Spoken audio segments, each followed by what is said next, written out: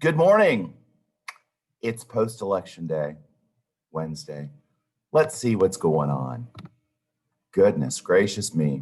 What a day yesterday and what a night. By the way, iStation tests need to be done today, your ISIP test. It's no longer National Election Day. Let me get rid of that. Sorry about that. It's post-election day, number one. Well, folks, looks like we will have to wait until all the votes are counted. There are many more mail-in ballots this election due to the pandemic. While President Trump proclaimed victory last night, it's not official till all the votes are counted. So for states that are not decided yet, you can color them pink, Trump currently ahead, or light blue, Biden currently ahead. A copy of it is below. It may be weeks before the dust settles and a winner is proclaimed. However, we are still ending this unit on Friday. And I'll show you where those maps are. Way down here, all those are terms that you can use for your assignment today. Where are those maps? Down and down we go. There it is. There is the electoral map as of this morning. 238 electoral votes for Biden, 213. However, all of these states, big state here, a big state here, a big state here, a big state here, all of these are leaning towards Trump. So it would take a lot of mail-in ballots to overturn the lead of Trump. And Biden is leading here, but it's still not really decided. All of these states have been called because no matter what happens with the mail-in ballots, there's no way they can catch up, either Trump or Biden. So we are in a holding zone.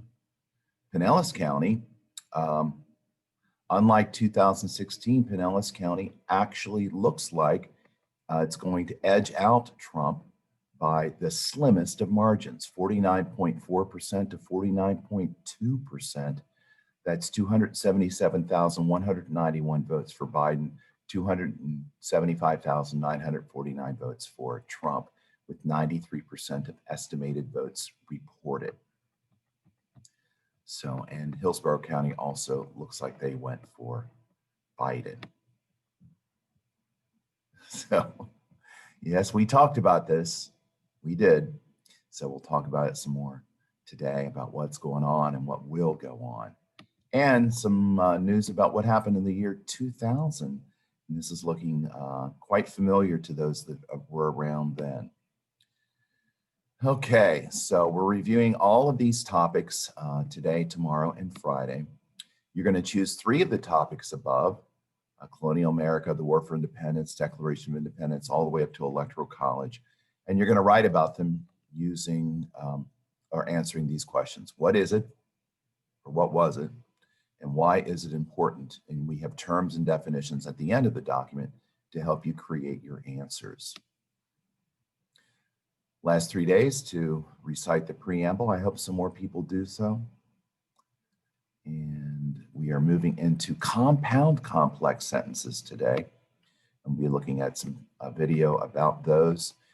Basically, you have the simple sentence, one main thought, subject, verb. You have the compound sentence, 2 separate main thoughts, subject, verb, connected. Complex, 1 subject, verb that needs more. And then you have a subject, verb with it that doesn't need more. So it's a complex sentence. So a compound complex sentence is simply a combination of a compound sentence with a complex clause. Like, while visiting my intelligent cousin, that's the dependent clause. She gathered all of her books and I chose to read one. That's a compound sentence right there with a dependent clause starting it. And then you can identify types of sentences, all 4 types on this site right here. Day number 3 for measuring the weather. No new videos about that.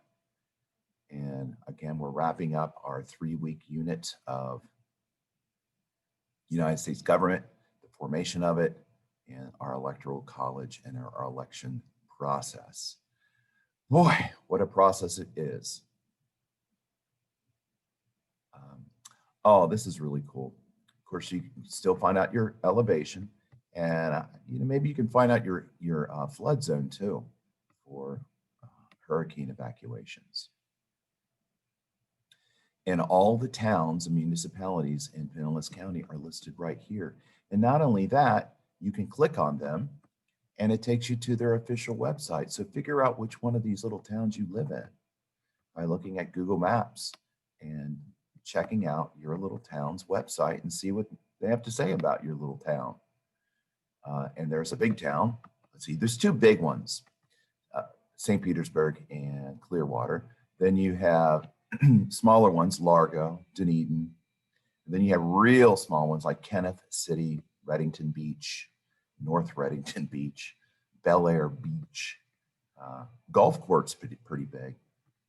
Tarpon Springs is pretty big. Oh, I left them out, sorry. So those are the towns that are right here, municipalities in Pinellas County, Florida. Oh, we can't forget Madeira Beach and Treasure Island. And this site allows you to see the exact boundaries of each one of the little towns.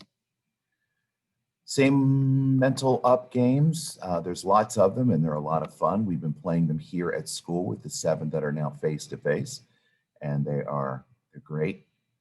A little bit more on the weather here. The troposphere, as we know, is the lowest layer of the Earth's atmosphere, holds 99% of the atmosphere's water vapor.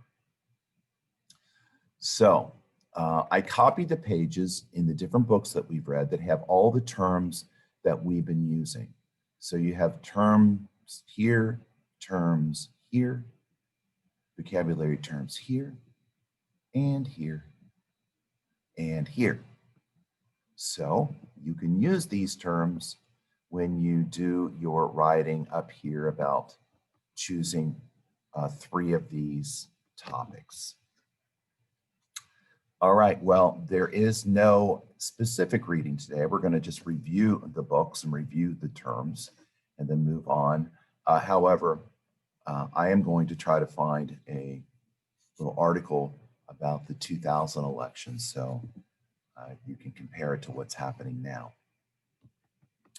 Exciting times for the United States of America, and we'll see what happens. But again, no official winner yet, even though President Trump did declare victory because of the states that are pink and looking like they will swing to him. And then again, these are big states and a lot of electoral votes. So even though he's currently behind with the decided states, it's still obvious that if he gets all of these states, he will be the winner, period, no matter what. What I want to say is after they do the counting of the mail-in ballots, it's more than likely that he'll still have enough to hit 270, but it's very, very close. So glad I chose to deliver this information to you for social studies in our government, and we'll see what happens.